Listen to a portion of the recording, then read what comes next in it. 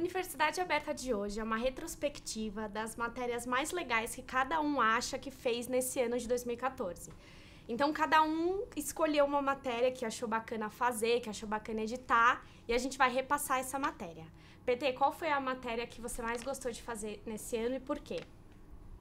Então, Carol, uma das que eu mais gostei de fazer esse ano foi a matéria com o espetáculo Improvável, que ele é feito pelos Barbixas.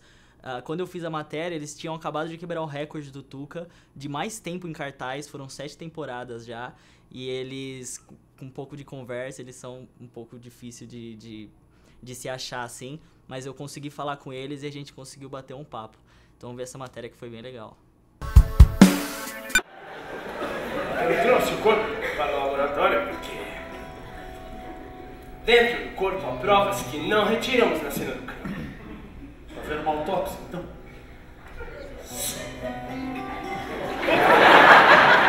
Ele ainda está com o estômago cheio? Que será que... Um chope garotinho. A gente começou no colégio fazendo alguns números de alguns esquetes para festivais de música do colégio, os eventos do próprio colégio. Aí um dia a gente teve a data do colégio para fazer no teatro do próprio colégio, para fazer um espetáculo. E a gente fez um espetáculo de esquetes, o colégio gostou e foi se repetindo isso em algumas outras datas, alguns anos, até que em 2007 a gente fez a primeira vez o Improvável no teatro lá do colégio e a gente não parou desde então. A gente sempre queria trazer coisas diferentes, a gente montava espetáculos diferentes e numa oportunidade o Anderson veio com a ideia, sempre fomos fãs do Whose Line Is It Anyway, desculpa. E ele veio com a ideia de fazer esse espetáculo no palco, esse formato, improvisação no palco. E montamos o espetáculo e aí continuamos a partir dali, ganhamos o interesse pelo improviso e começamos a estudar a linguagem e estamos aqui até hoje com ele. Um dos pioneiros na comédia de improviso, o game show Whose Line Is It Anyway influenciou os Barbixas a criarem um espetáculo improvável.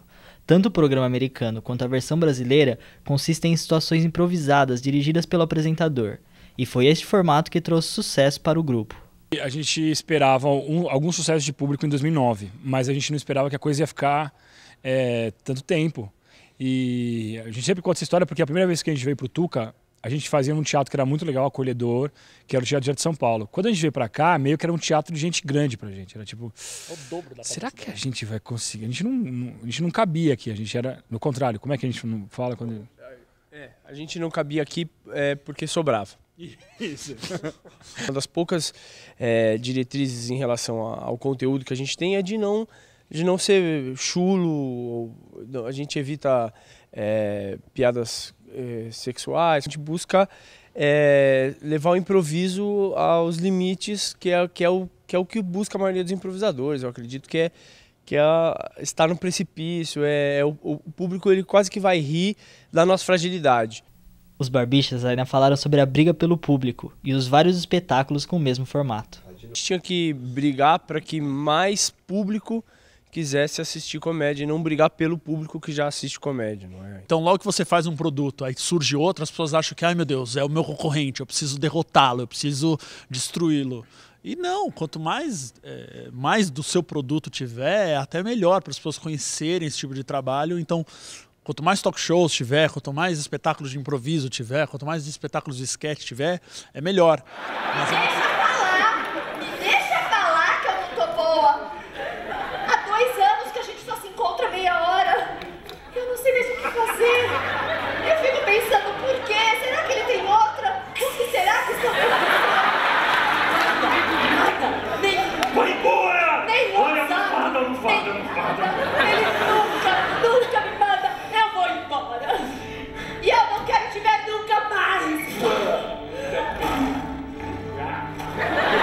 Ainda bem que isso continuou, deu certo e o Tuca recebe a gente super bem. A gente está aqui há 7 anos, na quinta-feira. Nem o Global tirou nós, mano. Confete, mano. Já! Sempre me transformando. Como é que eu vou encontrar uma mulher e ela me amando?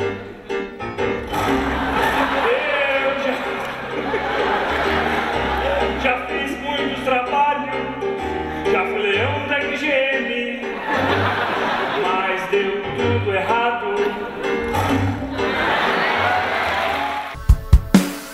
Alex, e você? Qual que você escolheu? Bom, uma das principais matérias que eu fiz ao longo do ano foi a do Marco Civil, porque ela é muito importante para elucidar de uma forma assim, mais didática como que essa lei funciona, né, que é uma constituição da rede, e ela é principalmente pautada em 3 pilares, né, que é a liberdade de expressão, a neutralidade de rede e a privacidade do usuário. Então vamos conferir a matéria. O Marco Civil é uma lei que garante direitos na internet. Primeira lei no Brasil e uma das primeiras leis do mundo, talvez a primeira a definir de uma forma completa, né, mais abrangente, uma série de direitos na internet que até então não havia qualquer garantia ou qualquer regulamentação nesse sentido.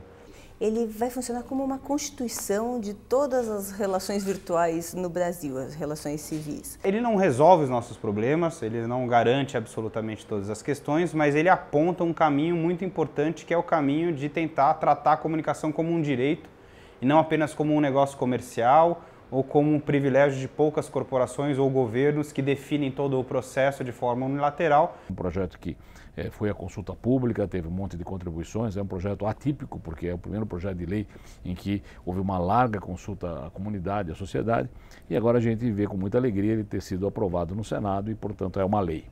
A gente diz que o Marco Civil tem 3 pilares centrais de garantias de direitos na internet. Ele aponta no sentido de garantir a liberdade de expressão, a privacidade e a neutralidade de rede. Com a neutralidade da rede, que é uma coisa muito...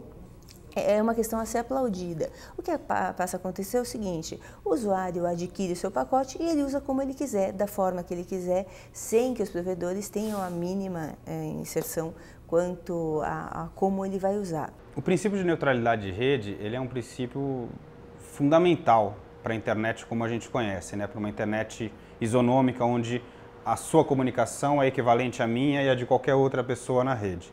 Então a ideia da neutralidade é que quem prover acesso não deve entrar no mérito do que os pacotes carregam e nem afetar esse conteúdo, porque senão ele vai entregar uma internet deformada para o usuário final. Se você compra uma banda, você tem direito àquela banda. Se você comprar o dobro da banda, vai pagar mais caro, isso é perfeito, não é modelo de negócio que nós estamos discutindo aqui, mas a banda é para a internet como um todo, não é para você ir para um determinado sítio ou assistir determinado produto. Quer dizer, não é uma TV a cabo onde você contrata canais, você tem uma banda e assiste o que quiser com aquilo. Claro que as empresas de telecomunicações, provedores de acesso não gostaram disso, porque isso impede alguns acordos comerciais, segundo o qual eles poderiam beneficiar alguns provedores, ou algumas mídias, ou algumas redes.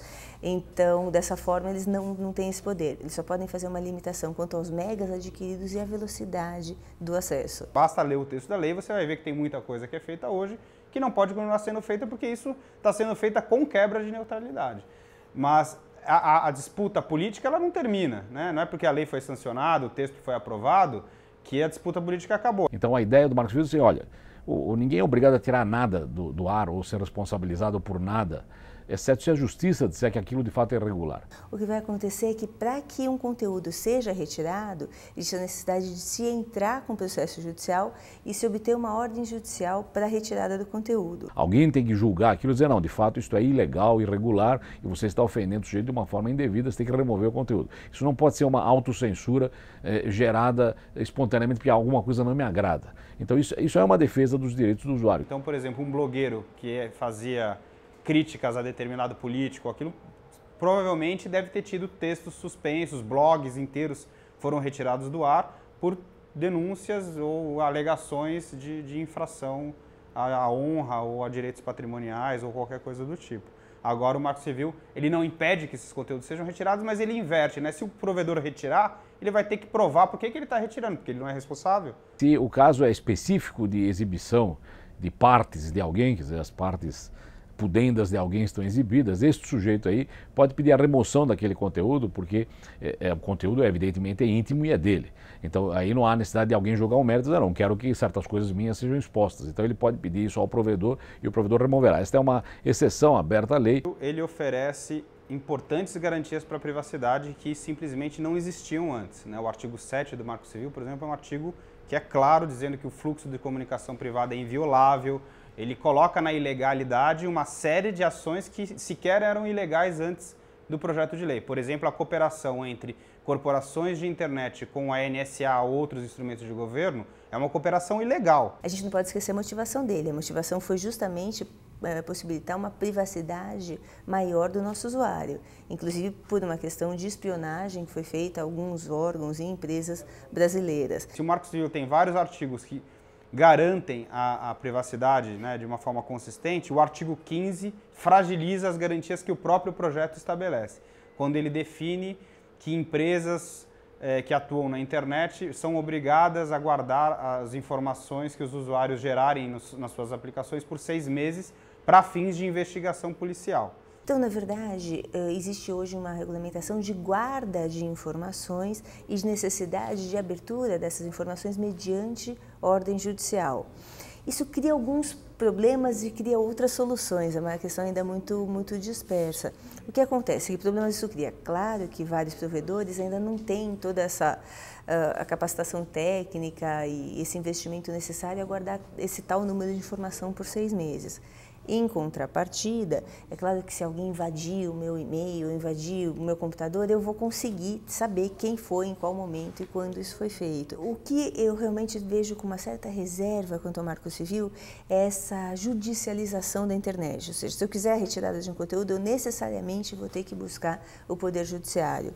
Mas como advogada e professora de Direito, eu sei que o Judiciário acaba tendo muita dificuldade em lidar com diversas lides ao mesmo tempo. É claro que a gente reconhece, todo mundo reconhece isso, a internet é um ambiente frágil, muito sujeito a ataques. Se alguém tem que guardar esses dados 6 meses, por maiores medidas de segurança que sejam tomadas, alguém pode ter acesso a eles.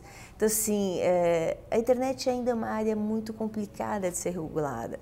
Por isso, a gente deve ver o Marco Civil como uma primeira tentativa e como, vamos dizer assim, uma guia de como ela deve ser regulada. Eu e a Elo, a gente fez uma matéria muito bacana esse ano também, que a Elo vai explicar melhor como é que foi. A empresa Júnior de Relações Internacionais, o Prisma, aqui da PUC, organizou um corte solidário e todo o cabelo arrecadado foi doado, foi destinado a uma instituição de crianças com câncer. Eu e a Carol, a gente cobriu esse evento e foi muito interessante, porque a gente com cabelão também até cogitou a possibilidade de cortar nosso cabelo e também doar, a gente acabou não fazendo isso, mas pra gente foi muito especial ter feito e vamos assistir como ficou. Essa iniciativa do Corte Solidário, ela partiu através da nossa primeira atividade de responsabilidade social, chamada Trote Solidário.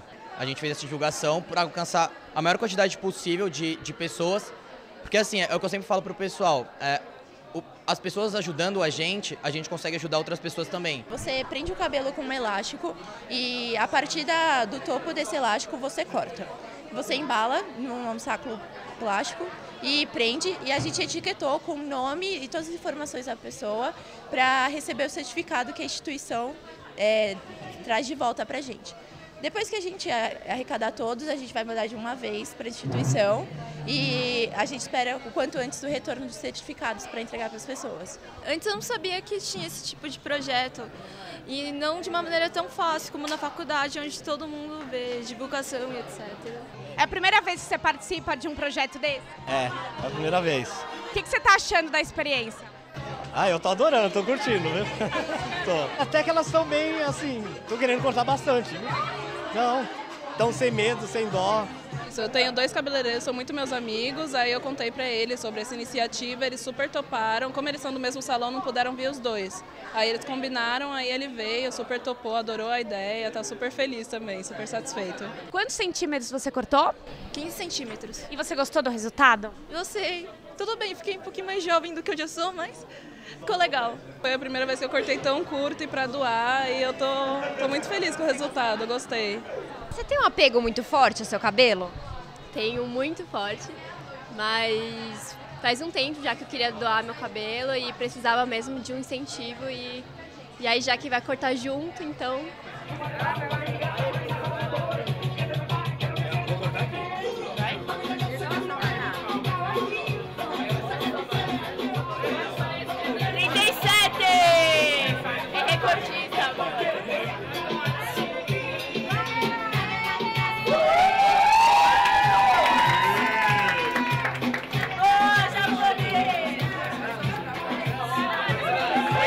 É uma atividade inovadora aqui dentro da universidade, principalmente da PUC, que a gente está trazendo. E você saber que você consegue ajudar pessoas e que esses 10 centímetros eles vão reverter talvez em 1000% a alegria e a autoestima de uma pessoa portadora de câncer, eu acho que a gente trazendo essa mensagem, a gente conseguiu abranger um público maior. O PT e o Alex escolheram uma matéria que eles fizeram juntos sobre a situação na Síria e eles vão contar um pouquinho como foi essa matéria. Então, essa matéria ela foi bem complicada porque a situação na Síria, como todo mundo sabe, ela não chega de uma maneira tão limpa aqui nos nossos olhos ao Brasil, e foi difícil também arrumar algum refugiado que vem muito para o Brasil, estão vindo muito para o Brasil, alguém para falar, alguém que esteja disposto a falar. E foi muito difícil também traduzir o árabe, e foi uma matéria bem legal, mas bem desgastante também. E o João pode falar também um pouquinho mais sobre como a gente fez ela. Então, foi muito legal fazer essa matéria, tanto essa quanto a gente chegou a trabalhar com a questão dos palestinos também, né, durante o ano, e a gente ficou muito ligado nessa, principalmente eu e o Alex, nessa questão do Oriente Médio, nessa questão dos conflitos no Oriente Médio. Nessa matéria em particular, o que mais pesou pra gente foi traduzir o árabe, porque a gente conversou com um refugiado, o Mohamed, que ele não falava português, ele só falava árabe, e a gente teve a ajuda do primo dele pra vir ajudar a gente a traduzir. Então ela teve um esforço extra, essa matéria. Então vamos assistir como ela ficou. Os confrontos na Síria começaram quando o exército atacou violentamente um grupo de estudantes que protestavam pacificamente por um governo mais democrático. A partir daí, o conflito intensificou-se entre os rebeldes, apoiados pelos governos russo e norte-americano, e pelo exército do presidente Bashar al-Assad. De etnia alauíta, um segmento religioso extremista, o presidente sírio vem atacando a população, principalmente os sunitas, fazendo vários sírios deixarem o país.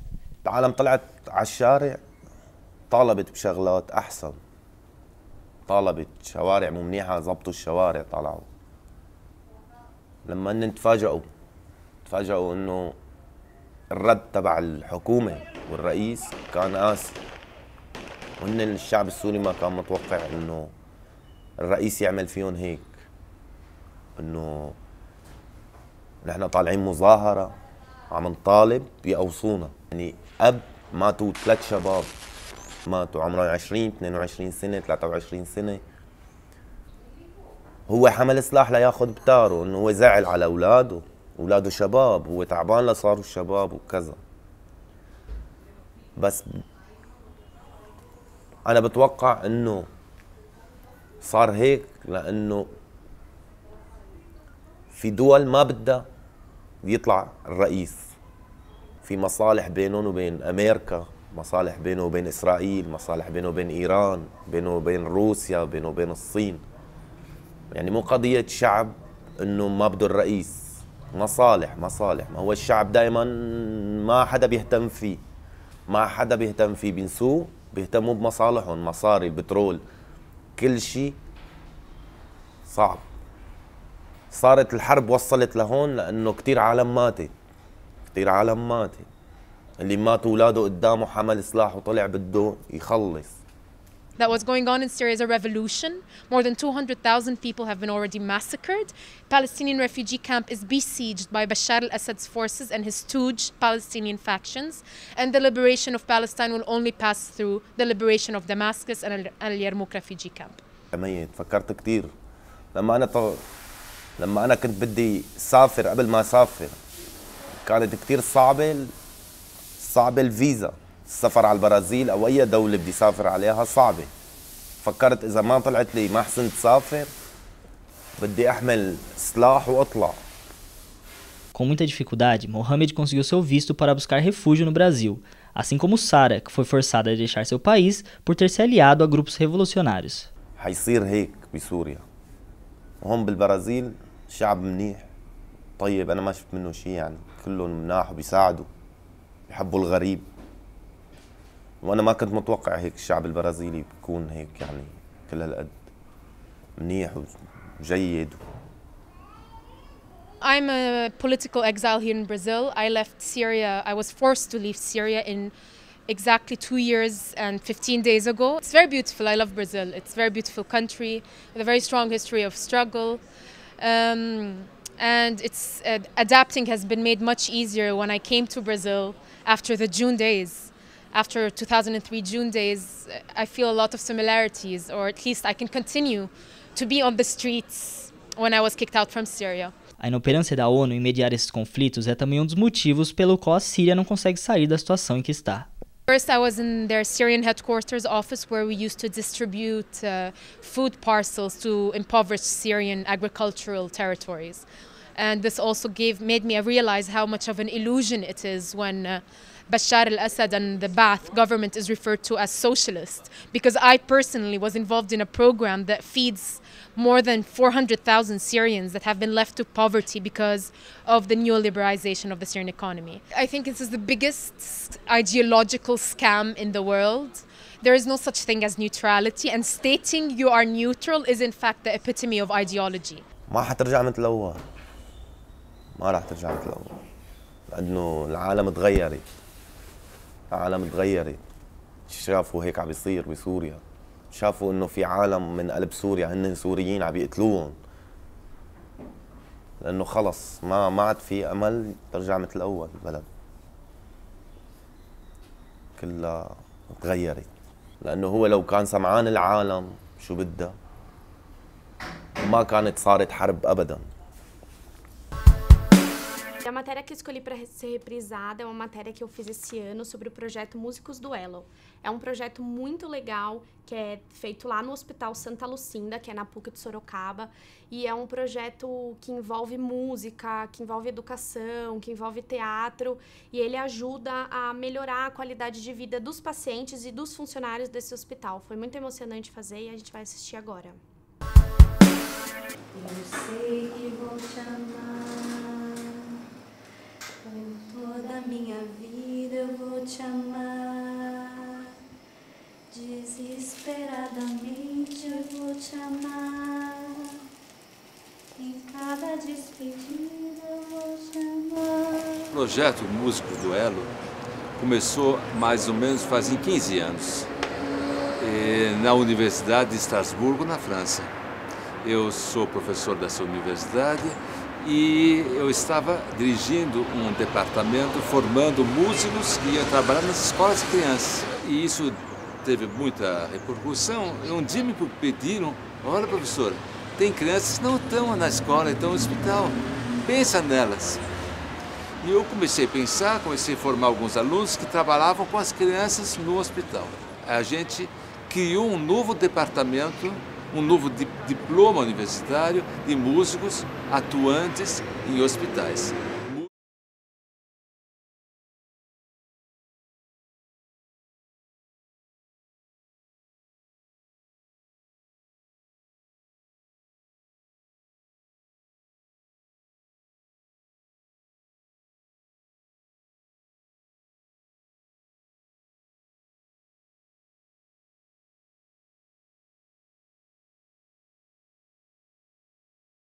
A humanização é sempre buscar a essência, a centralidade de cada pessoa através do rótulo dela. Rótulo enfermeiro, rótulo paciente, rótulo médico, rótulo familiar.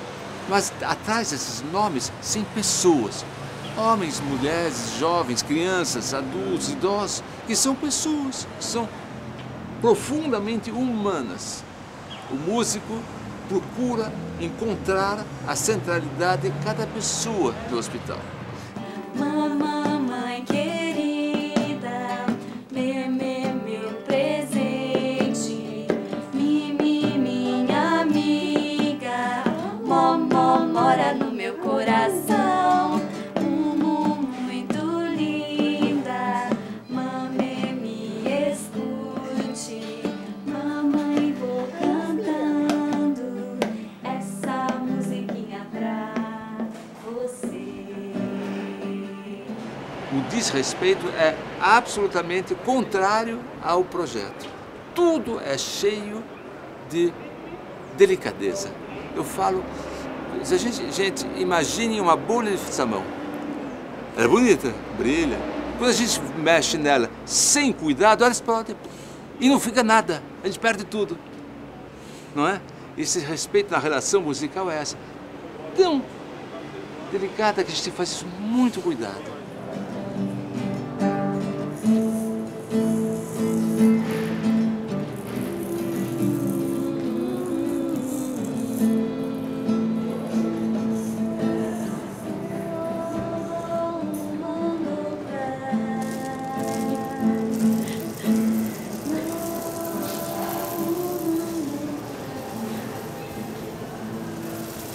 Eu tô com a minha mãe de 88 anos, já faz 1 ano com pedra na vesícula.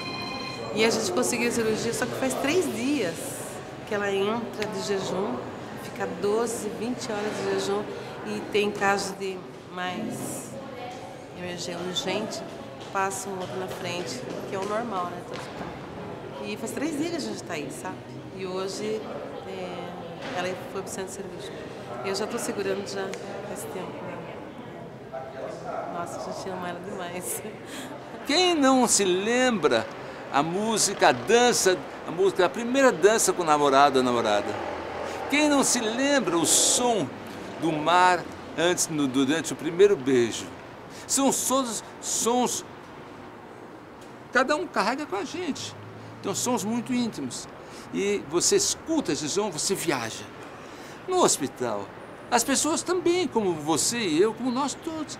E cada um tem os seus sons, as suas lembranças. A cada dia a gente se surpreende com a reação tanto dos pacientes, com das funcionários, né? Tem melhorado muito o ambiente de trabalho, né? As mães que ficam aqui na UTI são mães que estão sob um estresse constante, né? Elas acabaram de ter bebê, o bebê não foi para casa como era planejado, então elas ficam tensas e no dia que as meninas passam, né, o ambiente fica harmonioso, elas se emocionam, é um momento muito, muito rico. Bom, então essas foram algumas das matérias mais importantes que a gente selecionou para reprisar e no próximo Universidade Aberta a gente vai continuar com essa retrospectiva.